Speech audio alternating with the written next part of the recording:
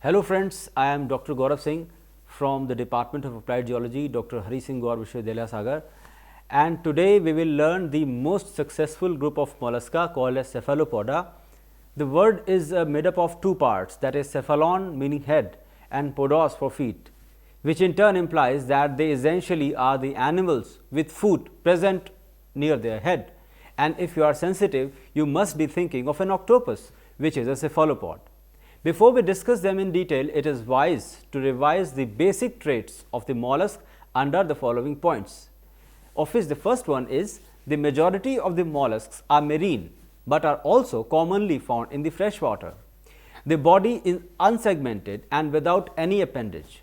They are bilaterally symmetrical with the repetition of the same organ on either side obviously. The symmetry, however, is lost in gastropoda to some extent. From the dorsal surface, a fold of the skin arises called as mantle, which secretes one or two piece calcareous shell. A foot is given off from the ventral side and is used for locomotion. Respiration is by means of gills, and a heart is present on the dorsal surface with an auricle and two ventricles. Nervous system consists of the ganglia from which the nerves are ramified, and then the reproduction is always sexual. Most of the forms are unisexual with a few hermaphrodites. Now, let us talk about the cephalopoda in detail. You might have seen squids, nautilus, paper nautilus, etc. They all come under cephalopods and are entirely marine with bilaterally symmetrical body. The head is large and is separated from the main body by a constriction, and from the base of the head several arms or lobes like processes are given off. Each of these processes is provided with a sucking disc or the tentacles, which are employed in locomotion, resting, catching the prey. Behind the head, a muscular tube like structure is present called as funnel, which opens into the mantle cavity at one end and to the exterior at the other. A gland called as the ink sac is also present in some forms and in the mantle cavity, through which the black fluid called as sepia is ejected through the funnel that makes the surrounding water cloudy, enabling the animal to escape from the enemy. The heart consists of a central ventricle and the lateral auricles, which may range from 2 to 4 depending upon the number of gills. In other words, the auricles and the gills are almost equal. Nervous system in cephalopods are most developed compared to the other mollusks and exhibits a mass of the nerves called as ganglion, passed right over the esophagus and gives rise to the nerve threads connected to several organs. The reproduction is sexual and sexes are separate, with male and female cephalopods quite distinct in appearance. The class Cephalopoda has been divided into three orders. The first is Nautiloidea, second is Ammonoidea, and the third is Dibranchia, or sometimes called as Belemnoidea. Now, we will learn the first order, that is Nautiloidea.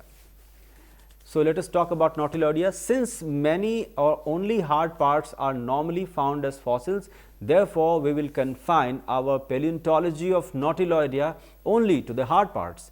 An external shell is always present in nautiloids that tapers to one end and can be straight, coiled. In case of coil or spiral forms, the individual whorls may be separate or in contact with each other. The coiling is usually in one plane, but sometimes may be slightly helicoidal or trochospiral. The shell can also be coiled, uncoiled, that is, the early portions of the shell is coiled and the latter as straight. The interior of the shell is divided into several chambers that increase in size as the shell grows, meaning that the last chamber should be the biggest, and it is the last chamber in which the animal lives, and therefore it is called as body chamber, and the rest of the other chambers are filled with the air, providing buoyancy to the shell. A new chamber is added to the margin of the last chamber, after which the animal shifts to the new chamber and the partitions is set to the adjacent chamber called as septa. A thin tube known as siphuncle perforates the septa and connects all the chambers, and during the arteries or in life, it traverses through it. The siphuncle is covered by calcareous tube in some forms, while in others the part of the septa sheaths siphuncle either partly or completely, which is called as septal necks. In Nautilus, it is directed backwards, a situation termed as the retrosiphonate, whereas in forms where it is forwardly directed, it is called as prosiphonate. The aperture in nautiloids is either simple or slightly curved, and in some forms like Nautilus, aperture has some processes. The part in aperture from where the funnel opens to the exterior from the ventral side, and external margin of the aperture in the Nautilus is its ventral side. The lines formed by the intersection of the septa and the margin of the shell is termed as a suture, which is visible only after the shell is removed, but is seen in many fossils formed because they are usually preserved as cast. In nautiloids, the suture is either simple, straight or slightly curved. The shell is covered by the embryo. In cephalopoda, it is called as protoconch, which is variously shaped. The main examples of the nautiloids or nautiloidea are Orthoceras and Nautilus. Let us talk about them briefly. Orthoceras, in the Orthoceras, you have the shell straight or occasionally slightly curved, elongated, conical, transverse sections or transverse sections, usually circular, septa concave, suture line straight, body chamber large, aperture not contracted or produced into lobes. Siphuncle is cylindrical without internal calcareous deposits, usually central in position, but sometimes subcentral or excentral also. Ornamentation is variable. Orthoceras, as defined above, includes numerous species which have been grouped into more restricted genera based mainly on the character of the ornamentation. The age is Triassic. Now, let us talk about the Nautilus. The shell is more or less globose, spiral, whorls, few coiled also in one plane and more or less completely embracing the other, a situation termed as what you call as the embracing forms. The umbilicus is usually small or absent, body chamber is much larger than the preceding one, aperture simple with external sinus, septa concave, suture line more or less undulating, siphuncle is central in position, septal neck short and directed backward, situation called as retrosiphonate. Surface of the shell smooth or ornamented with striae or ribs. The age is Triassic to present day. The examples are Nautilus pompilus and the Nautilus regalia, which is found in the London clay. The Mesozoic species are now regarded as belonging to the separate genera. Now, coming to the second order, that is called as Ammonoidea. The ammonoids are totally extinct now and includes the ammonites, Goniatitis, etc. The shell is generally coiled into a plain spiral, and as a rule the suture lines show complicated patterns. This is an adaptation for sustaining several ecological niches, by virtue of which they became excellent index fossils. The siphuncle is at the margin of the shell, generally at the outer, but in the upper Devonian group, that is the Clymenidae, at the inner margin it is usually more slender than in the nautiloids and does not contain any internal calcareous deposits. The septal or the septal necks in the ammonoids are directed forwards, a situation called as prosiphonate, except in some of the forms of the earliest chamber in the Clymenidae and some Goniatitis. The form of the suture line varies considerably in different genera and is of the great importance for the systematic purposes or classification purposes in general.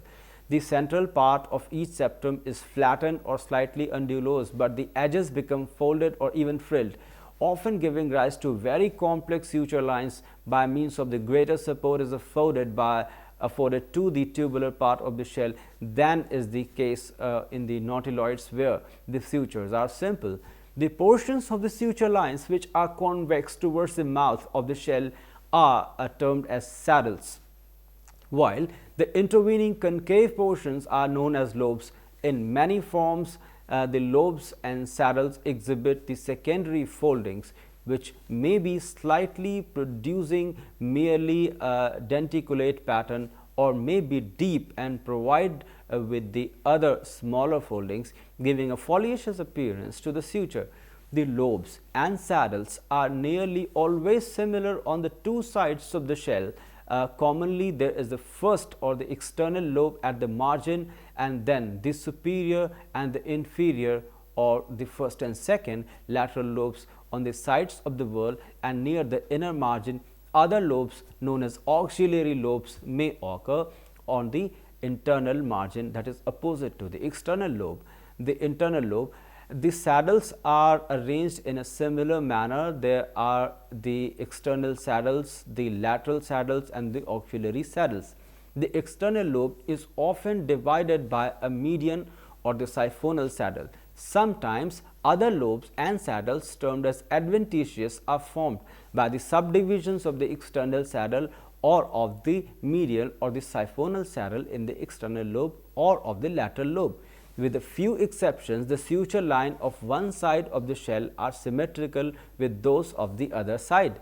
There is a relationship between the number of lobes and saddles in suture line and the form of the wall. When the wall only just touch and are circular or oval in section, usually only the fundamental lobes and the saddles are present. But when the walls overlap, there is a tendency to increase the number by the development of the auxiliary and sometimes also the adventitious lobes and the saddles.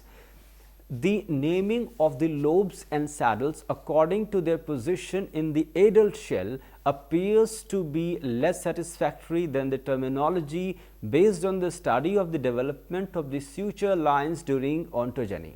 From the development of the suture line of the hoplitid ammonoid, it will be seen that the first lateral lobe is always fundamental part of the suture line, but the lobe which is formed later at the umbilical suture subsequently gives rise by subdivision to a number of lobes on the external as well as on the internal side of the umbilical suture.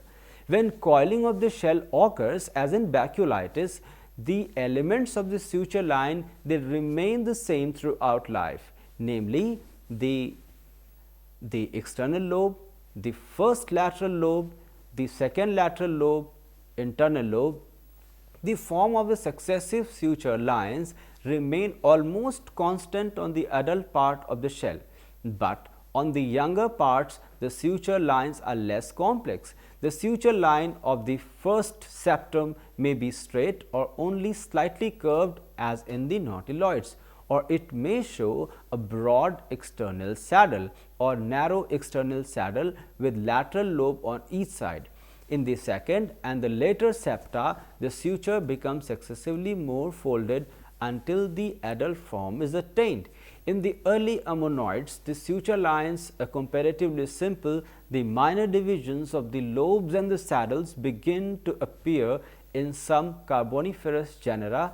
They increase in importance in the Permian and attain a great development in the Trias or Triassic, where the ammonoids commonly possesses a very complex sutures. The acme or the peak of the complication is reached in the upper Triassic genus Pinacoceras. The gradual advance in the complexity of the suture line is shown in a series of beginning with the Anthracoceras from the Carboniferous, ending with the Usuria from the Triassic. The protoconch of the ammonoids is formed of the calcareous material.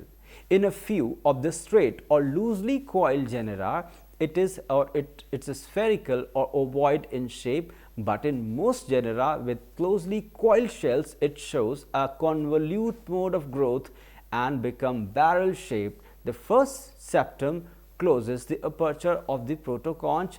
The siphuncle commences with a bulbous enlargement which is called as the cecum, which projects into the protoconch. Then we will discuss some of the ammonoids individually, like the macrocephalitis. The macrocephalitis have the shells inflated, walls largely embracing external margin rounded, umbilical small, ribs numerous, dividing near the umbilicus, continuing over the external margin and without the tubercles. The suture line is deeply divided, example macrocephalitis, macrocephalus. Coming to the hoplitis, here the shell is flattened or inflated, umbilicus usually small, ribs curved, bifurcating and generally bear rows of the tubercles near the external margin and another near the umbilicus or at the middle of the sides. External margin flattened or deeply grooved, suture lines are very finely divided. Then coming to the baculitis, here the shell is straight except for the small spiral part at the apex, which is the first formed part of the elliptical in section. Suture line, lobes symmetrically divided. Upper Cretaceous is its age. For example, Baculitis vertebralis, the age is chalk. Coming to the third order, that is called as the Dibranchia.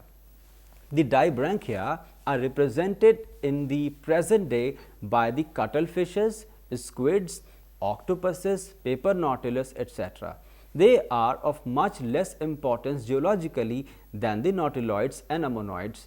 The only really common fossil forms belong to Belemnitis and its allies. Some of the modern cuttlefishes attain a length of the 40 feet or more. The Dibranchia have a sac-like or the elongated body and possesses one pair of gills only and one pair of auricles. The number of the arms is limited to 8 or 10, and on the inner side that facing the mouth they are provided with the rows of the sucking disc, which sometimes possesses horny hooks. The jaws are not calcified and have consequently seldom preserved in fossil specimen. An ink sac is always present and it is sometimes found as fossils. The funnel is in the form of the composite or complete tube.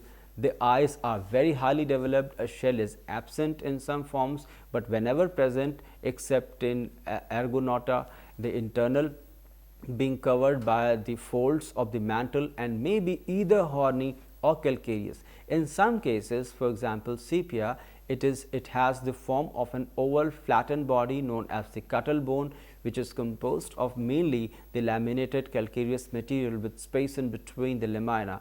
In the squids, the shell is laminar in the form and consists of horny material. It is termed as the pen or gladius.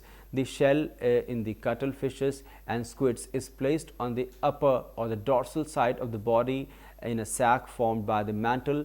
In Spirula, the shell resembles that of the tetrabranch, but it is internal, being almost entirely covered by the mantle. It is situated at the posterior end of the body and consists of a tube coiled in a plane spiral and divided into chambers by septa, which are traversed by siphuncle placed near the inner margin of the whorls, are not in contact, and the calcareous protoconch is present. The shell in the paper nautilus, that is the Argonauta, is of a quite different nature to that found in the other Dibranchias. It is external and a spiral but not chambered and is without muscular attachment. It is secreted by the terminal portions of the two anterior arms and is found only in the female, serving for the reception of the eggs.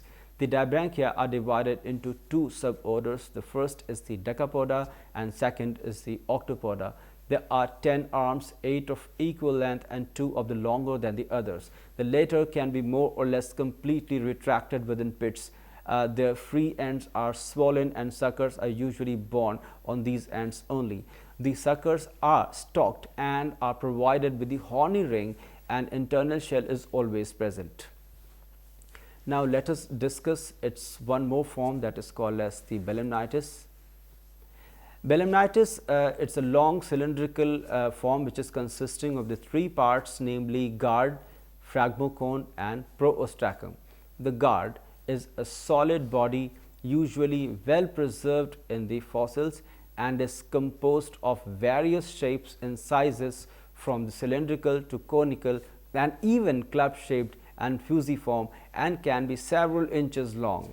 In conical forms, the pointed end is directed away from the mouth and there is a conical cavity at the other end called as the alveolus. In the transverse and longitudinal sections, concentric layers are observed, which are growth layers essentially and are arranged around the axial line.